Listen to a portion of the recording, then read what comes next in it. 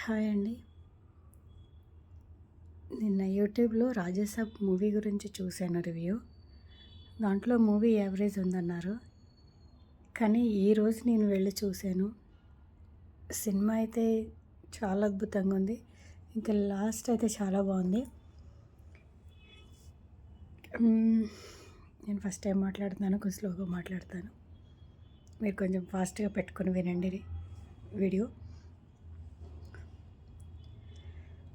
దీంట్లో సినిమా చూడాలంటే ఫస్ట్ మన సెవెన్ చక్రాస్ గురించి తెలుసుకోవాలి.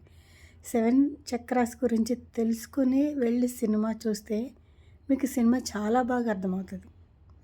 ఇప్పుడు ప్రభాస్ మూవీ చూసే చాలామంది యూతే ఎక్కువ చూస్తారు నాకు తెలిసినంత వరకు. యూత్‌కి చక్రాస్ అంటే ఏంటో తెలీదు. కానీ కొంచెం ప్రభాస్ ఫ్యాన్స్ కానీ మరి ఎవరైనా కానీ కొంచెం యూట్యూబ్లో చక్రాస్ గురించి తెలుసుకుని వెళ్ళి సినిమా చూడండి. సినిమా అయితే ఒక రేంజ్లో అర్థమవుతుంది మీకు. దీంట్లో చాలా బాగా చూపించారు డైరెక్టర్ గారు. అది ఎలా అంటే సినిమాకి మనకి కొంచెం దగ్గర సంబంధం ఉంటుంది.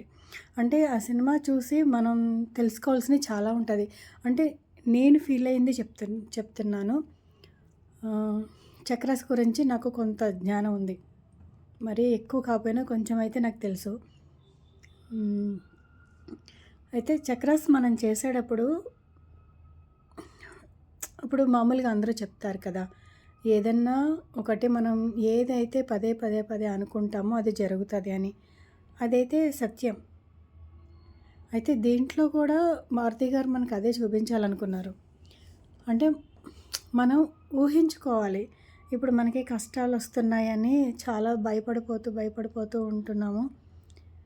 అలాగే చాలామంది కూడా ఇప్పుడు ప్రతి ఒక్కళ్ళు సంసారం మనిషి జీవితంలో భయపడిన వాడంటూ ఎవరు ఉండరు. ఏదో ఒక విషయంలో దేనికో ఒక దానికి భయపడుతూనే జీవిస్తారు. సంవత్సరాల్లో ఒక్కరోజైనా భయం ఉంటుంది ప్రతి ఒక్కళ్ళకి. అయితే ఆ భయం వచ్చినప్పుడు ఆ భయాన్ని మనం దాటుకుని వెళ్ళాలి. భయం అంటే మనం మెంటల్గా ఎలా అంటే రాంగ్ వేలో ఎక్కువ ఆలోచిస్తూ ఉంటాం కదా. అలా కాకుండా మనం భయం వేసినప్పుడు దాన్ని ఏ విధంగా ఎదుర్కోవాలి, ఎదుర్కొనేటట్టు మనం ఆలోచన చేయాలి. అట్లా చేస్తే దాన్ని ఎదుర్కొంటాం. మారుతి గారు మనకి అదే చూపించాలనుకున్నారు. అక్కడికే 3.5 గంటలు ట్రై చేశారు. కాకపోతే చక్రాస్ గురించి తెలుసుకోవాలంటే 3 రోజులైనా మనకు సరిపోదు టైం.